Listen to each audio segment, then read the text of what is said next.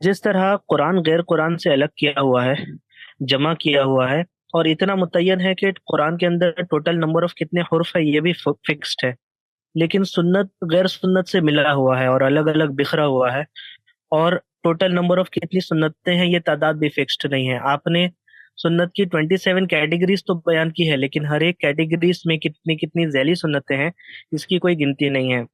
سنت سنت کا قرآن کے جیسا ریسورس مٹیریل کہاں ہے جہاں ٹوٹل نمبر آف آل ذیلی سنت اس طرح فکسڈ ہو جس طرح قرآن میں ٹوٹل نمبر آف حرف فکسڈ ہے، اور ان میں سے ہر ایک ایک سنت کا الگ الگ سنت متعین کرنے کے 7 پرنسپلز اپلائی کر کے سنت ہونے کا پروف مٹیریل کہاں ہے؟ غامدی سینٹر کے ایک اہل علم نے کہا کہ ذیلی سنتوں کے ریسورس مٹیریل اور پروف مٹیریل پہ ابھی بہت کام باقی ہے، اگر کوئی طالب علم کرے تو ایک بڑی خدمت ہوگی۔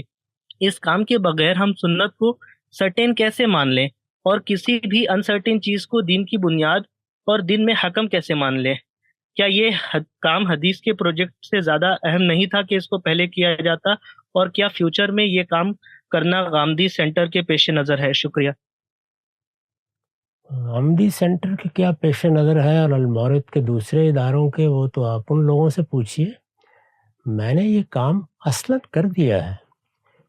میری کتاب میزان کو آپ اٹھائیے، اس میں ابتدا میں ایک پوری فہرست عنوانات کی حد تک میں نے لکھ دی ہے، یعنی یہ تعریف ہے، یہ تعارف ہے، سنت اس کو کہتے ہیں، اور یہ فہرست ہے جس میں سنن کے عنوانات بیان کر دیے ہیں۔ یہ عنوانات ہیں، یعنی مثال کے طور پر اس میں نماز ایک عنوان ہے، روزہ ایک عنوان ہے۔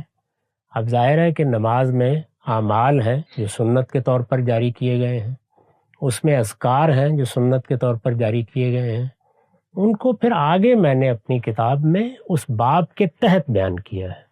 یعنی جب آپ کتاب میں نماز کا باب نکالیں گے تو وہاں نماز کے سنن بیان ہو گئے ہیں اور متعین طریقے پہ بیان کیے گئے ہیں، اسی طریقے سے حج کے، اسی طریقے سے ہر چیز کے آگے بیان ہو گئے ہیں۔